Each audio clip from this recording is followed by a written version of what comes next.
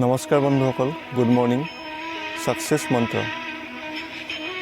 বন্ধুসকল, আমি আমাৰ লক্ষ্যত উপনীত হ'বৰ বাবে যি কাম আৰম্ভ কৰোঁ তাক আমি আৰম্ভ কৰিয়েই সেই কামৰ ফলৰ কথা চিন্তা কৰোঁ। কিন্তু বন্ধুসকল, তেনেকুৱা কেতিয়াও নহয়। কাৰণ ভাল ফল পাবৰ বাবে তুমি মেহনত কৰিব লাগিব আৰু তাৰ লগত সময়ো দিব লাগিব। যদি তুমি সময় নিদিয়া, তুমি কেতিয়াও ফল নোপোৱা। তুমি ভালকৈ সময় দিলেহে বা ভালকৈ মেহনত কৰিলেহে সেই ফল পাবা। 2 নম্বৰ কথাটো হ'ল যে আমি সদায় ফলত ধ্যান দিওঁ, আমি কেতিয়াও সেই শিপাডালত ধ্যান নিদিওঁ।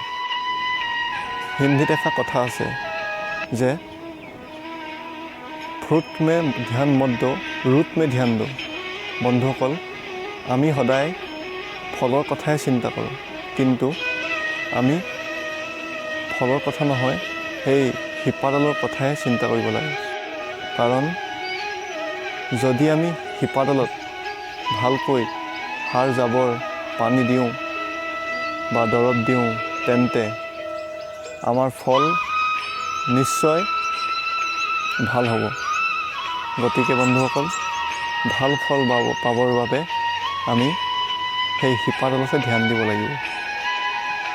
তেনেদৰে বন্ধুসকল, আমি সদায় আমাৰ ভাল হেবিটবিলাকৰ ওপৰতহে ধ্যান দিব লাগে। আৰু আমি যিমান ভাল হেবিটৰ ওপৰত ধ্যান দিম, তেতিয়া আমাৰ ছাকচেছ পোৱাটো গেৰাণ্টি হ'ব। ধন্যবাদ বন্ধুসকল। Always be positive. Thank U.